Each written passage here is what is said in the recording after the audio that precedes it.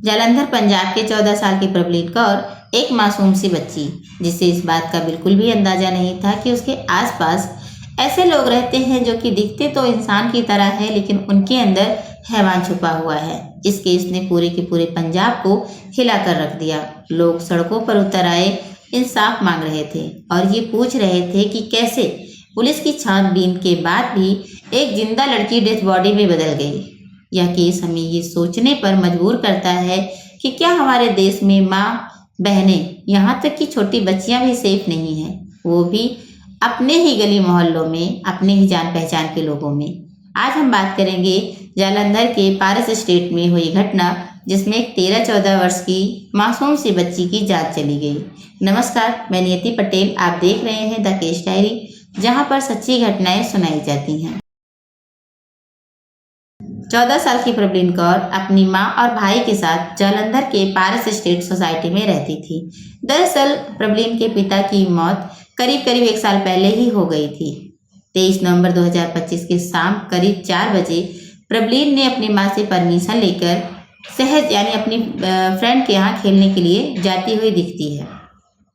4:05 पर CCTV footage में प्रबलीन सहज के घर के अंदर एंटर होती हुई दिखती है। कहाँ उसे ये पता था कि जिस घर के अंदर वो खुशी खुशी जा रही है, उस घर से बाहर वो कभी आ ही नहीं पाएगी। उसे कहाँ ये पता था कि वो पल, वो क्षण उसकी जिंदगी का आखिरी बनने वाला था। ऐसे ही समय बीतता है, करीब 1 घंटे का वक्त बीत जाता है। अब प्रबलीन की माँ परेशान होने लगती है, क्योंकि प्रबलीन इतने टाइम तक बाहर कभी रहती ही नहीं थी। अब वो ढूंढने लगती है अपने आस पड़ोस में, सभी से पूछती है कि क्या यहाँ पर प्रबलीन आई हुई है। सभी जवाब दे देते कि नहीं, यहाँ पर प्रबलीन नहीं है।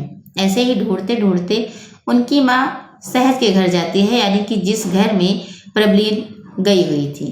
वहाँ पर डोरबेल बजाती है। प्रबलीन के बेस्ट फ्रेंड सहज के पिता हरमिंदर सिंह और हैप्पी बाहर आते हैं, पूछते हैं कि क्या बात है। प्रबलीन की माँ कहती है कि क्या यहाँ पर प्रबलीन आई हुई है, सहज के साथ खेल रही हो, ऐसा कुछ हो घर के अंदर है। तो हैप्पी कहते हैं कि नहीं, यहाँ पर प्रबलीन नहीं है, कुछ देर पहले आई थी लेकिन अब यहाँ से जा चुकी है। बहुत ढूंढने के बाद जहाँ पर प्रबलीन खेला करती थी और जितने भी उनके फ्रेंड सर्कल थे, सब जगह पूछने पर, पता करने पर अभी तक प्रबलीन का कहीं कोई पता नहीं चला था। अब उनकी माँ का दिल बैठ जाता है, क्योंकि इतनी छोटी बच्ची सिर्फ 13-14 साल की कहाँ होगी और किस हाल में होगी। अब उन्हें डर सताने लगता है, क्योंकि इतने समय तक प्रबलीन कहीं बाहर रहती नहीं थी। उनका डर देख के, उनकी घबराहट देखकर मोहल्ले के लोग भी धीरे धीरे इकट्ठा हो जाते हैं। शाम के करीब 6 बज चुके थे। अभी तक बच्ची को गायब हुए करीब 2 घंटे बीत चुके थे। अब यहाँ से मोहल्ले के लोग और प्रबलीन की माँ सभी लोकल पुलिस थाने जाते हैं और प्रबलीन की मिसिंग रिपोर्ट दर्ज कराते हैं। यहाँ से सभी का ध्यान सीसीटीवी फुटेज पर जाता है, तो वो लोग सीसीटीवी फुटेज चेक करते हैं। उस फुटेज में साफ दिखता है कि शाम के करीब 4 बजे प्रबलीन सहज के घर की तरफ जाती हुई दिखती है और 4:05 पर सहज के घर में एंटर होती हुई दिखती है। लेकिन उसके बाद प्रबलीन का कहीं कोई पता नहीं चलता, उसके बाहर आने का कहीं कोई सबूत, कहीं कोई फोटो नजर नहीं आती। सबका शक उसी घर की तरफ जाता है। उसी घर में ऐसा कुछ न कुछ जरूर हुआ है। दरअसल उस घर में सहज के पापा यानी कि हरमिंदर सिंह और हैप्पी और उनकी पत्नी और 2 बेटी रहते थे, जिसमें से बड़ी बेटी जो कि अपने ननिहाल में रहती थी और छोटी बेटी जिसका नाम सहज होता है, जो कि प्रबलीन की बेस्ट फ्रेंड होती है। सब उस घर में जाना चाहते थे, तलाशी लेना चाहते थे, लेकिन बिना किसी परमिशन के किसी के घर की तलाशी लेना संभव नहीं होता। थोड़ी देर के बाद एएसआई मंगतराम 2 कांस्टेबल के साथ स्पॉट पर पहुंचते हैं। मोहल्ले के लोग उन्हें सीसीटीवी फुटेज दिखाते हैं और ये कहते हैं कि प्लीज आप उस घर की, हैप्पी के घर की तलाशी लीजिए। लेकिन हैप्पी है कि जो कि तलाशी लेने नहीं दे रहा था। उसने कहा मेरे घर में कुछ नहीं है, यहाँ से सभी लोग चले जाओ। लेकिन बढ़ते पब्लिक प्रेशर की वजह से पुलिस को उस घर की तलाशी लेनी पड़ती है। लेकिन हैरानी की बात थी कि जब पुलिस उस घर में जाती है तलाशी लेने के लिए, तो मोहल्ले का एक भी सदस्य को अपने साथ नहीं लेकर जाती है, बल्कि गेट को अंदर से बंद कर लेती है और अंदर क्या चेक करते हैं क्या नहीं, कुछ देर के बाद जब वो बाहर निकलते हैं तो उनके चेहरे पर एक अजीब सी शांति थी और उन्होंने बोला कि हमने पूरे घर की अच्छे से तलाशी ली है। घर के अंदर ना तो वो लड़की है, ना ही उस लड़की के कोई निशान है। सभी गुस्से में कहते हैं कि अच्छे से चेक करो, सीसीटीवी फुटेज देखो। अगर लड़की घर में नहीं है तो आखिर गई तो गई कहाँ? अच्छे से चेक करो, ढंग से चेक करो। रिक्वेस्ट करते हैं, गुस्सा करते हैं, लेकिन पुलिस चुपचाप वहाँ से चली जाती है।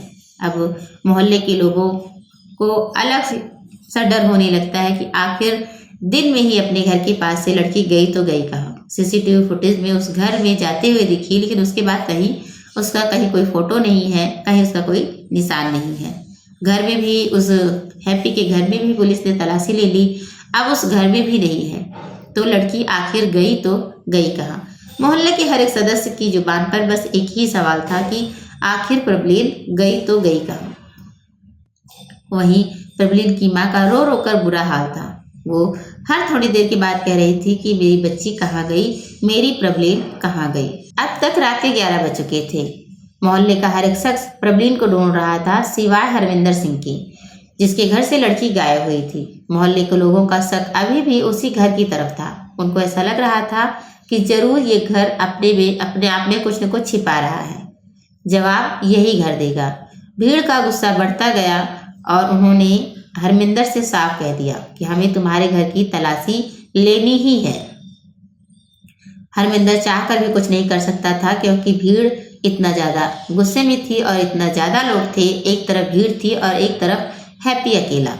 कुछ लोग घर के अंदर जाते हैं, जबरदस्ती जाते हैं और हैप्पी के घर की तलाशी लेते हैं। चारों तरफ घर का हर एक कोना तलाशा गया, हर एक कमरा तलाशा गया, लेकिन प्रबलीन का कहीं कोई पता नहीं चला।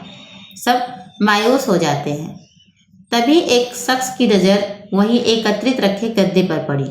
गद्दे को हटाया जाता है तो गद्दे के पीछे एक दरवाज़ा था, बाथरूम का दरवाज़ा, जिसमें ताला लगा हुआ था।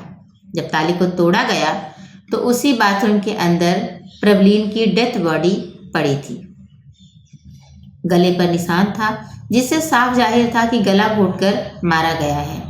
जगह जगह कपड़े फटे थे, शरीर पर चोटों के निशान थे, जिससे ये भी लग रहा था कि प्रबलीन के साथ जबरदस्ती की गई है।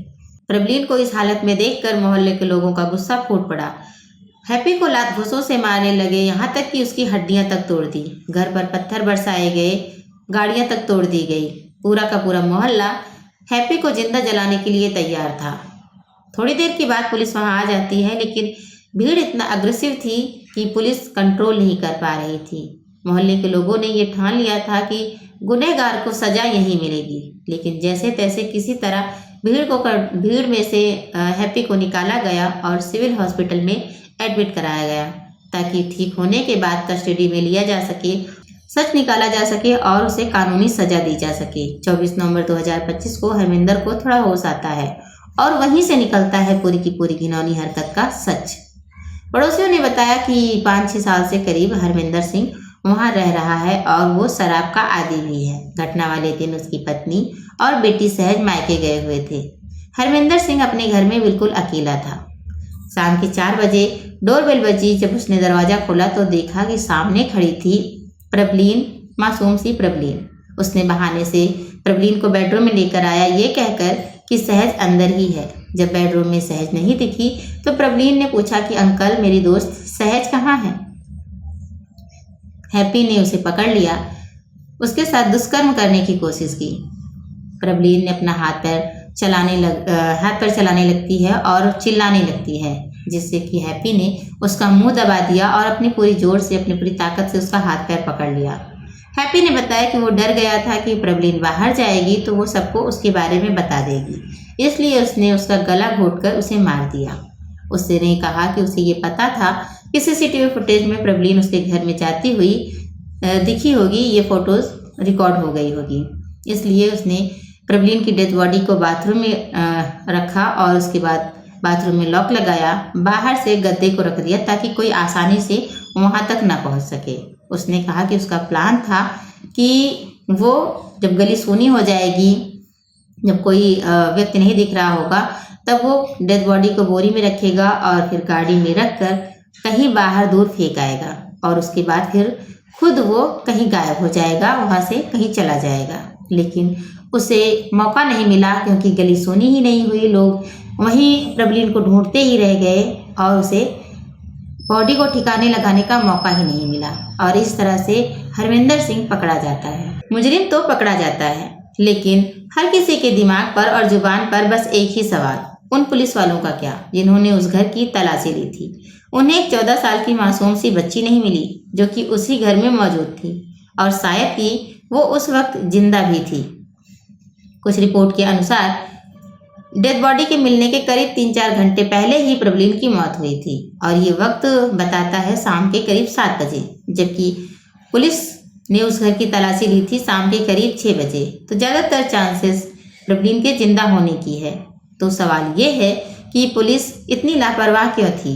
क्या वो मुजरिम को बचाना चाहती थी? 24 नवंबर 2025 को हैप्पी पर ये चार्जेस लगाए गए। IPC section 103 murder, rape section 64। इसके अकॉर्डिंग उसे मैक्सिमम 20 साल या उम्र कैद की सजा हो सकती है। वहीं एएसआई मंगतराम को उसकी लापरवाही की वजह से पुलिस कमिश्नर ने नौकरी से बर्खास्त कर दिया है। हरिंदर सिंह गिल ने बताया कि एएसआई मंगतराम घटना वाली रात ड्यूटी इंचार्ज था। उसने मौके पर जाकर घर की तलाशी ली और आरोपी से सेटिंग कर घर में बच्ची के ना होने की बात लोगों से कही। उनके साथ 2 पीसीआर कर्मी सस्पेंड कर दिए गए जो कि पेट्रोलिंग ड्यूटी पर थे और मौके पर भी मौजूद थे। लाली गिल ने कहा, जो बेटियों की सुरक्षा से समझौता करे वो पुलिस में रहने लायक नहीं। वहीं 1 साल पहले पति को खोने वाली महिला ने बेटी को भी खो दिया। मोहिंदर मंगत ने परिवार की सहायता का ऐलान किया है।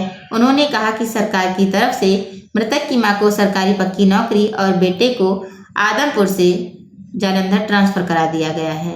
इस गुनाह का जिम्मेदार जितना हरमिंदर सिंह है, ठीक उतना ही एएसआई मंगतराम भी। हरमिंदर सिंह को तो शायद उसके गुनाहों की सजा मिल भी जाए, लेकिन मंगतराम को क्या ड्यूटी से बर्खास्त करना ही काफी होगा? अपनी राय कमेंट सेक्शन में जरूर बताएं। सतर्क रहें, सावधान रहें। जय हिंद, जय भारत।